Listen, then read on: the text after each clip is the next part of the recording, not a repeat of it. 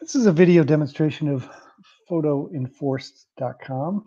PhotoEnforced has been around for nearly 16 to 17 years.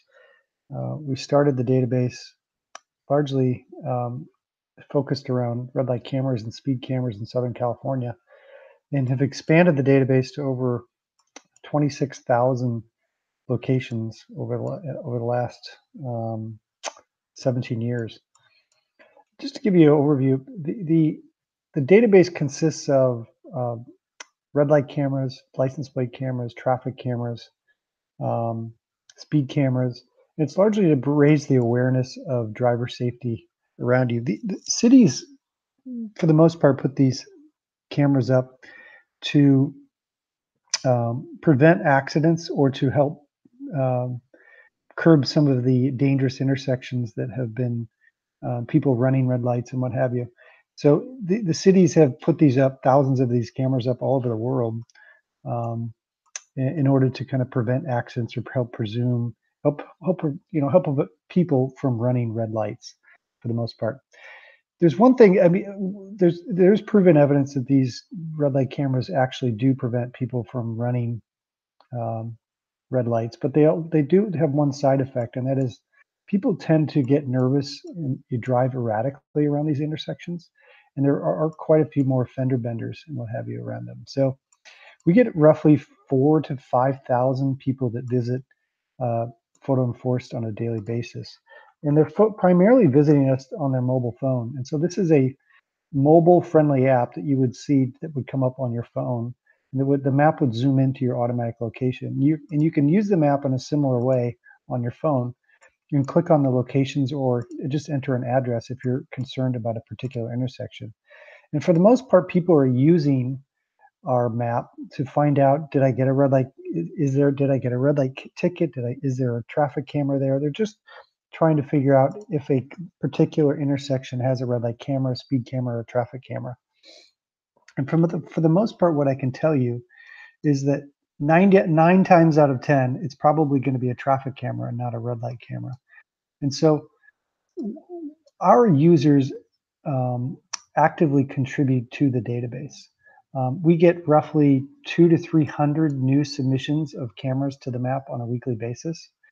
And we go through and we approve or delete several of these locations. And this video is primarily, I want to try to educate the average user of our site about what a red light camera is and versus a traffic camera. So for example, here in Los Angeles, these are cameras run by the city of the MTA, which is the Metro Transit Authority. And these are cameras that are at this intersection here um, that will enable, and what I did here is just to, let me back up for a second. I dragged this little yellow man, this is a Google Maps backend, and I dragged him to the intersection. And that's this dragging them will give you a street view. And this is a red light camera that keeps track of drivers who run red lights at this particular intersection. And this is a camera that's run by the MTA. Now, perfect. There's an MTA bus that's basically going through the red light. I'm sorry, going through the intersection. And they're tracking cars that run red lights through this direction, and they will ticket you through a video and camera here. And so the difference between this camera and which is a red light camera and a traffic camera, for example, someone added this to the database here, this location, and they thought it was a red light camera, but I'm going to show you here. This is let's see if I can get a better view. That is a traffic camera. Many of these cameras are used to do traffic counts and manage the light. So if there are no cars at the intersection, it makes the lights go on a quicker cycle. A lot of these cameras actually are for use for security purposes, and that's we think for the most part, most of these cameras are being used for license plate tracking, which cities will call asset tracking. And asset tracking is used for to manage, stolen cars in particular cities. I mean, if a city doesn't have license plate reader cameras, um, you know, it's good for cities to have it because it will, I think, prevent stolen vehicles in a particular area. So because police can use that, can scan license plates using these cameras and track vehicles down. And so what we're seeing is a growing trend in cities using them. But there are, I think, roughly 25,000 different municipalities around the US. And so each municipality has a different flavor or a different way they're using cameras. Florida is very different than the way, um, you know, LA uses it or California uses it or versus Washington, D.C. Washington, D.C., on the other hand, has a lot of speed cameras. These are mostly school zone safety cameras. So if you're going 5, 10 miles an hour over the speed limit, these locations will ticket you automatically, and you get a ticket issued in the mail for speeding. And let's see if I can find one of these locations that have the actual. Here we go. So you get a ticket for 1 to 10 miles per hour over is $50, 10 to 15 miles per hour is 116, etc. And then you can click here and find the website where we've managed to find the locations. If you want to toggle off the traffic, so we get several questions per day about the traffic. So if you wanted to see traffic, you don't want to see traffic, that's how you toggle in and out of traffic.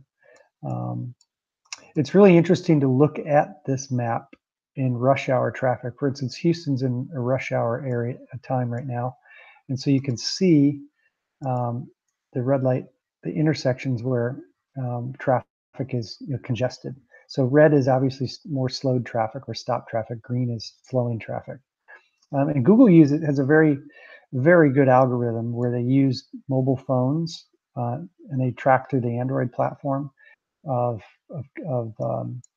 to track camera, to track phone activity, which they extrapolate that information to provide traffic information. And it's really down to the street level. So I mean, it's pretty amazing what they've been able to track down to that level and aggregate on a map. So I think Google, if you want, you can use any of our maps and also use the traffic within that. So if you want to search the database, you can do it here. So for example, if I wanted to only find traffic cameras, raise this up to about, I think we have several thousand in the database now. This will give you only the traffic cameras. If you wanted to say, let's call it license plate reader cameras, just put in that location. You have 2,800 locations that have been submitted to the database. If you want school zone cameras, you can click here. School zone safety cameras. You can see where those are being adopted. If you do want to add a new location to the map, we get a lot of submissions on a daily basis, and many of them are incorrect. But the ones that are very well done, for example, I'm just going to search this location randomly to see what kind of camera is here. Oh, just a stop sign. So, but the best thing to do is go look at an intersection with this little yellow man, zoom in, and look at the traffic light, and see if you can find anything. For example, this is a dome camera likely used for traffic and asset tracking. So we can add license plate reader camera to that location. All of these cameras have the ability to, what I would call track or do a live video archiving. What's very helpful to insurance companies, and so as you saw that when I submitted that location, it went into a queue. I'll just submit this again. So your entry has been recorded and will show up and approved. We go through and approve each and every one of these locations. And so it's not going to show up on the map for possibly a week or two. We get several hundred per week, and I thank you for your patience in terms of seeing these results.